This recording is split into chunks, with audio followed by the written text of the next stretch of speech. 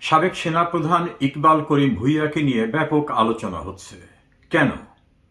বিষয়টা কি রহস্যাবৃত্ত, নাকি তার কোনো অন্য উদ্দেশ্য রয়েছে? এটি নিয়ে নানাভাবে বিশ্লেষণ হচ্ছে। 2007 সালের তৎকালীন তত্ত্বাবধায়ক সরকার আমলে তিনি সেনাবাহিনীর গুরুত্বপূর্ণ পদে ছিলেন। অনেক কিছু কাছের থেকে দেখেছেন। প্রধানমন্ত্রী শেখ হাসিনা সরকার আমলে তিনি সেনাবাহিনীর প্রধান হন, পদোন্নতি পান, অনেক গুরুত্বপূর্ণ দায়িত্ব পালন করেছেন। 2013 সালের আন্দোলন, 2014 সালের নির্বাচন, বিভিন্ন পর্যায়ে আলোচনার কেন্দ্রবিন্দুতে তিনি এখন পরিণত।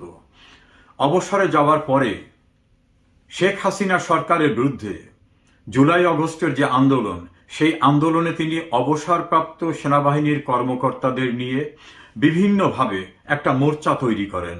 সেনাবাহিনীর উপরে তিনি চাপ সৃষ্টি করেন, বিভিন্নভাবে বড় ধরনের একটি প্রেসার সৃষ্টি করেন বলে অভিযোগ রয়েছে। শুধু কি তাই, শেখ হাসিনা সরকার স্থানান্তরিত হয়ে যাওয়ার পরে তিনি ফেসবুকে বড় বড় করে স্ট্যাটাস দিয়ে জুলাই আগস্টের তথাকথিত বিপ্লবী সরকারের বিপ্লব কোথায় চলে গেল, কেন সফল হলো না, সেনাবাহিনী প্রধানের কি ব্যর্থতা ছিল, অন্য কি কি ত্রুটি ছিল, এভাবে নানা বিশ্লেষণধর্মী ফেসবুকে স্ট্যাটাস দিতে শুরু করেন।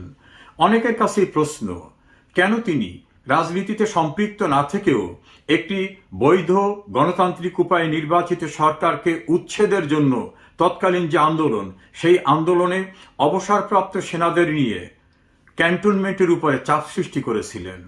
আবার কেউ কেউ বলছে যে শেখ হাসিনা সরকার আমলে ওনার প্রাপ্তি তো কম নয়, সেনাপ্রধান হওয়া, লেফটেন্যান্ট জেনারেল হওয়া, উনি বিদ্যুৎ উৎপাদন কেন্দ্র পাওয়া, মর্যাদার সঙ্গে দায়িত্ব পালন করেও কি অতৃপ্ত ছিলেন? তাহলে অতৃপ্ত থাকলে সেই সময়ের কোনো ত্রুটি বিচ্যুতি নিয়ে তো উনি কখনো মুখ খোলেন নাই। হঠাৎ করে কি হলো, এ নিয়ে অনেক আলোচনা হচ্ছে। অনেকে মনে করেন তিনি একজন পেশাদার সেনাপ্রধান, অনেকে মনে করেন তার কোনো অভিলাষ রয়েছে। অভিলাষটা কি? নিশ্চয়ই কোনো উদ্দেশ্য আছে, না হলে হঠাৎ করে কেন তার এই তৎপরতা দেখা যাচ্ছে? বিষয়টি নিয়ে নানা বিশ্লেষণে আমার মনে হয় ইকবাল করিম ভূঁইয়া নিজেই মুখ খুলে বলতে পারেন তার উদ্দেশ্যটা কি, নাকি বিষয়টা রহস্যাবৃত্ত।